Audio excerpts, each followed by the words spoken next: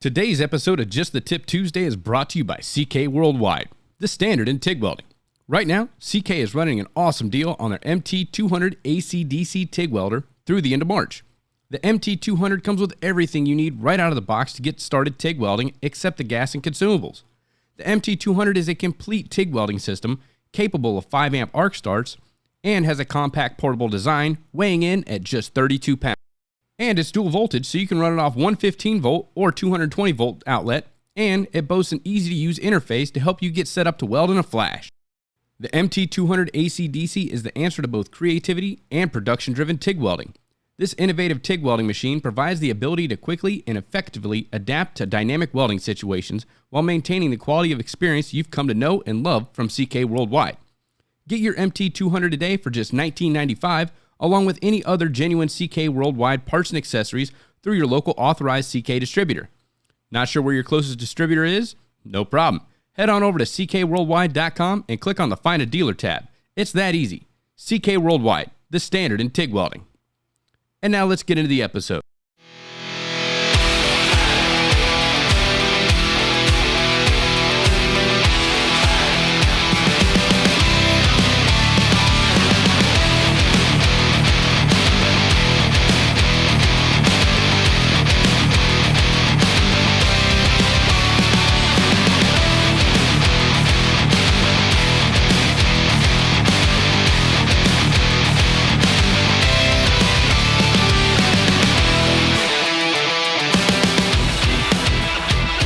What's going on, everyone? Welcome to another episode of Just the Tip Tuesday. Today's topic was submitted by Alan DePalma, and he said, Jason, really love what you're bringing to the ARC Junkies already this year. What an awesome way to mix things up with just the tip. I just finished your What the F Number podcast and was thinking it would be great to learn about how dig affects the more common electrodes, or if that setting does the same for all. Well, Alan, thanks for the submission. And this is a great topic because shielded metal arc welding is probably one of my favorite processes for many reasons. In addition to dig, I would also like to talk about hot start as well, because I believe both of these settings don't get used nearly enough or at all in most cases. I mean, a lot of people have no idea what these adjustments actually do, what they're for, or that they're even on the machine. Let's go ahead and start off with dig, also known on some machines as arc force. These two terms are often interchanged with one another and mean exactly the same thing. So some machines are going to refer to them as dig. Some are going to say arc force. Either way, they're one and the same. It's the same exact. So what exactly is arc force, or what is dig? Arc force essentially is a temporary increase in the output current during welding when the arc is too short. In episode 189, Fundamentals of SMAW on the ARC Junkies podcast, I discussed the shielded metal arc welding process as constant process, meaning that while we're welding, the amperage that we set on the machine remains nearly constant. So for example, let's say I set my machine to 125 amps and we strike the arc, and as we're welding, we should be getting roughly 125 amps of welding current. Now, this is going to fluctuate very slightly, and I'm talking like plus or minus 2 to 3 amps. However, our voltage is going to fluctuate quite a bit.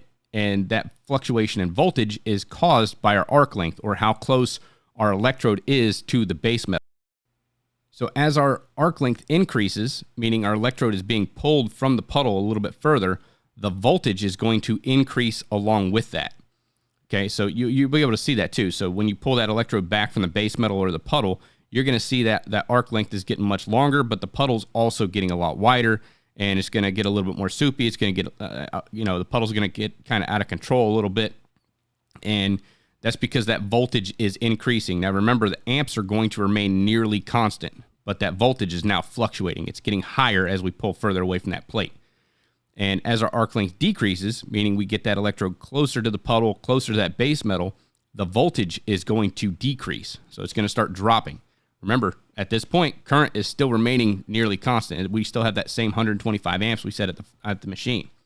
And now if that voltage decreases too much, that means we're getting too close and the electrode's most likely going to stick. And the machine senses. So in order to help these efforts and prevent the electrode from sticking, and also to provide a more aggressive arc force, or dig, was developed. On this machine, we can now adjust arc force to help prevent sticking to the base metal and also help us dig a little bit deeper into the material to get good penetration. Now, remember I said arc force is a temporary increase in welding current. Well, as the machine detects that voltage drop caused by the shortening of the arc length, the machine is going to kick up our amperage in an effort to help us from sticking. Now, most of your cellulose and rutile electrodes, they like a high arc force, and most of your low hydrogen electrodes, they like a bit softer arc force. And most machines have a value of 0 to 10 for arc force or dig. So look on the front of your machine, it should be 0 to 10. But I've also seen some machines, especially like digital inverters, they're going to use a percentage, so anywhere from 0 to 100. And I mean, those are pretty much synonymous terms. So obviously 0 is going to be 0. 1, if your machine's 0 to 10, like that 1 is going to be 10%, 2 is going to be 20%, so on and so forth. Now with a cellulose electrode like a 6010 or 6011 or 6022, or even jumping up in some of the tensile strengths like a 7010 or anything like that, I like to use somewhere around 6 or 7 on my arc force because they're deep penetrating electrodes and kind of aggressive by nature. I'm going to run a very tight arc length with these rods anyway, so the chance of them sticking are usually pretty high. Also, if I'm doing any type of open root work, I want to make sure that, the arc is pretty aggressive so that it's punching through to the backside of that plate or pipe, and I'm getting adequate penetration or reinforcement on the back. Now, with like a 7018 or 7024, they're a little bit smoother running electrodes. I prefer to run somewhere around 2 to 3 for most of my flat and horizontal weld joints because I'm keeping an arc length about the diameter of the electrode. So if I'm running like an 1/8 inch 7018, I'm pretty much about an 1/8 of an inch off the plate. You want to be about the diameter of the electrode off the plate for your arc gap, usually in flat and horizontal. But once I switch over to like vertical or overhead, I like to run around 3 to 4 on my arc force because I hold a much tighter arc, when I'm going out of position. So vertical and overhead, I'll jack it up just a little bit because I'm more prone to sticking because I'm running a much tighter arc length. I'm really close onto that plate. I'm essentially welding by braille. I'm touching that, especially when I'm running overhead and I'm really pushing that electrode into the plate to make sure, I'm getting good penetration, and I'm kind of fighting gravity in that instance. So if the arc length is too long, our weld puddle is going to drop down. It's going to hit the tip of the electrode.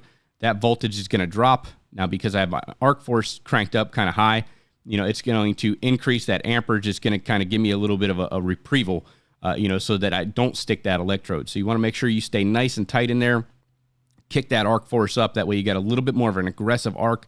It's not very smooth and buttery as we're welding overhead.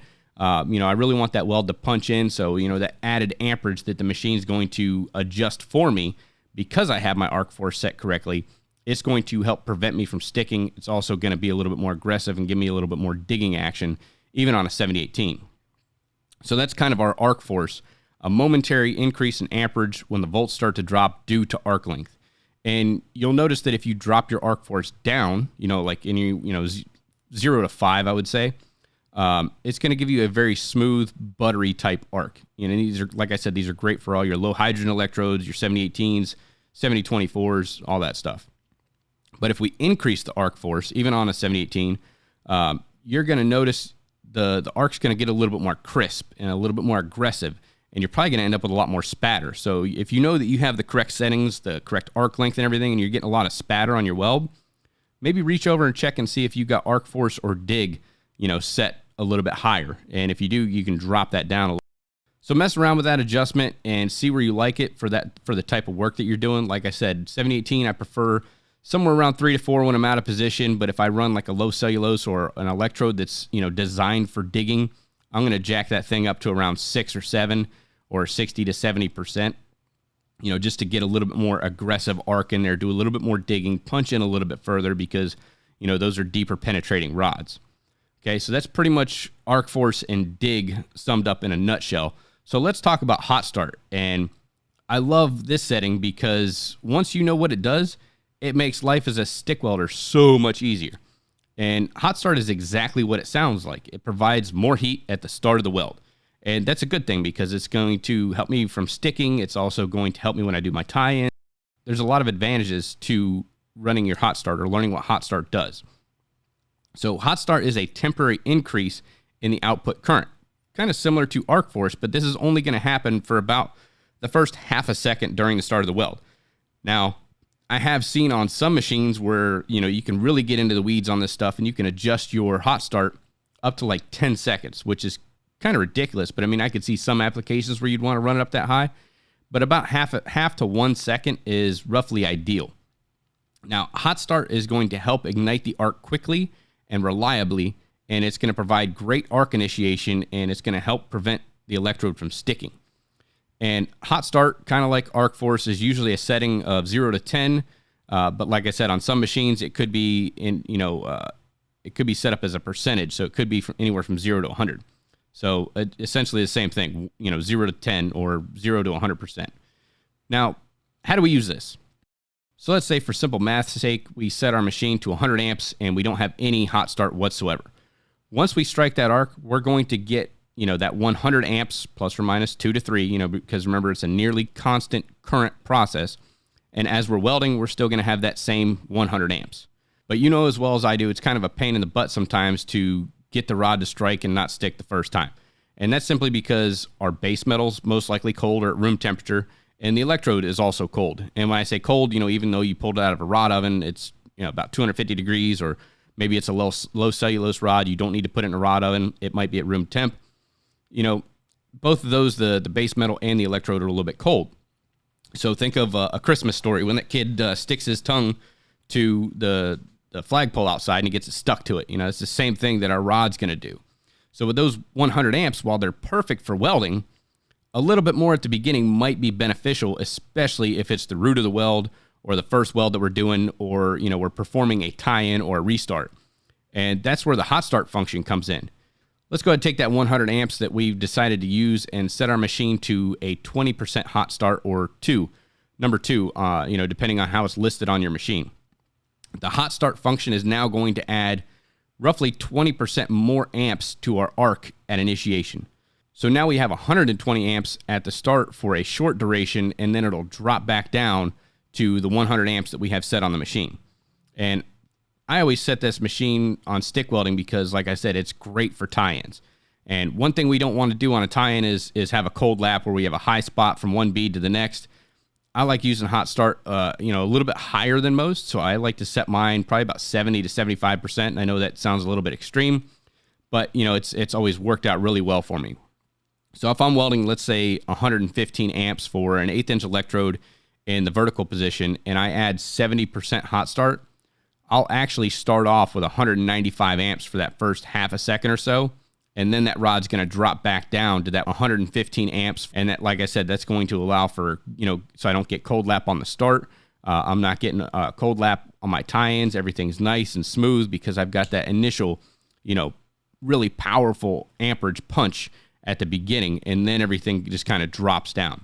Instead of starting off at 115 amps, it cranks up to 195. So just remember, that's it's a percentage when we're dealing with hot start, and you can figure out the math on this stuff pretty quick. So let's say, let's take our 100 amps for instance, because like I said, I like simple math, especially in an audio format. We have 100 amps and we jack our hot start up to 50%. So now we're at 150 amps. So the easiest way to do that is just take your amperage and multiply it by 1 point, whatever that percentage is. So if it's 30%, you just take your amperage, 100 amps times 1.30, and that'll give you 130 amps. And that's essentially how that whole system works. So like I said, I like a little bit more higher. So I'll set mine 70, 75%, somewhere in there. Strike off, it usually burns really good, punches into that throat of that weld, and then, you can start carrying off from there. Everything's preheated a little bit. It's just a nice little function. And it's a great function for stick welding. And anytime I have access to hot start and dig or arc force, I take advantage of these every single time. And I really encourage you to play around with both of these functions next time you're stick welding. Now, some machines, it might be a little tricky to find hot start and arc force, simply because it's in a background menu, especially if you have like an inverter with a digital display and there's limited buttons and dials on the front. It may be worth consulting your user manual to find out, if your machine has those and where exactly you can find them. I know on some machines it gets really tricky. You have to push and hold a button for like 5 seconds, and then you get a background menu, and then you can go through and find arc force and hot start. Sometimes you have to push and hold 2 buttons, Sometimes it's very simple. It's right there on the front of the machine. If you're dealing with like an old school transformer, those dials are going to be right there on the front of the machine. So mess around with them. So like I said, arc force, crank that up. If you're running the low cellulose rod, I recommend anything 6 or higher. If you're running anything like a low hydrogen electrode, anywhere from like 2 to 5 or 20 to 50%, that's going to be about ideal. At least that's what I've found in my experience. That's typically what I use. Anytime I run a plate test, I think I set my machine to like 35% for my arc force and 75% for my hot start. And that's kind of what I show all the students and people that I teach. And it seems to perform really well, especially when you got to do a bunch of tie-ins and stuff. Like if you're doing 1-inch plate test and you have to do a bunch of tie-ins, crank that hot start up, because last thing you want to do is stick and just kind of leave a little nipple right there, especially if you're testing to like a D15 code where you don't have any access to power tools. And, so now you can only use hand tools on that. So if you get like a bad tie-in or anything like that, you literally have to chisel that thing out. And if it's on the face, you definitely don't want it on the face of that cap, because you can't have any tooling marks in there. So use the machine, use those settings to your advantage, understand what these settings actually do, play around with it in the garage or at the shop. I think you guys are going to find these 2 settings very beneficial. And I honestly think they don't get used enough. They don't get talked about enough when, people are doing shielded metal arc welding or stick welding, especially if you're in school. Reach over there and play with those dials and see exactly what it does. Find out what you like. You can kind of customize your arc just a little bit, because there's not a whole lot we can do with shielded metal arc welding like we can with AC TIG welding and DC TIG welding. Man, there's so many different things we can adjust with that. And when we get into gas metal arc welding, you have a couple things you can adjust in there, like inductance and trim and things of that nature. But you really don't have a whole lot of options with stick welding. Or, most people think that anyway. You can adjust your amps and that's it. Nope. We can adjust arc force and hot start, and that's going to give us a couple, it's kind of like unlocking a cheat code, like you're going to see that, try setting your machine at 0 dig and 0 hot start and running a bead, and then try cranking it up to some of these settings that we discussed in here, and then run that same bead on the, same temperature of the material, same thickness, same temperature, and you're going to see a big difference when you start messing around with this stuff. So I've always loved hot start and dig and all these functions for shielded metal arc welding. Like I said, it's one of my favorite processes. I tell everybody, if you can learn stick welding, you can learn any other process. It just kind of opens the door to the different processes. Once you understand how to run this stuff and identify the puddle and the different things you can do with it, it's kind of like the cornerstone or the building blocks of welding. Once you learn this process, everything else is going to come a little bit easier. But you got to have that fundamental understanding. You got to have that base knowledge of what's actually happening when you're setting your machine up and, when you're welding with your technique and all that stuff. So that pretty much wraps up this episode. I hope you all enjoyed it. Alan, thank you so much for submitting the question. I really appreciate it. Hope you guys were able to learn some information that's going to help you out along your welding journey. And if anyone has any questions on this episode, or you'd like to submit your own question to be featured on Just a Tip Tuesday, feel free to hit me up on Instagram at Junkies Podcast. You can also shoot me an email, show@arcjunkies.com. You can subscribe to future episodes on my website by going to arcjunkies.com and just clicking on that subscribe tab. I hope you all have an awesome week. Stay safe out there, and until next time, make every weld better than your last.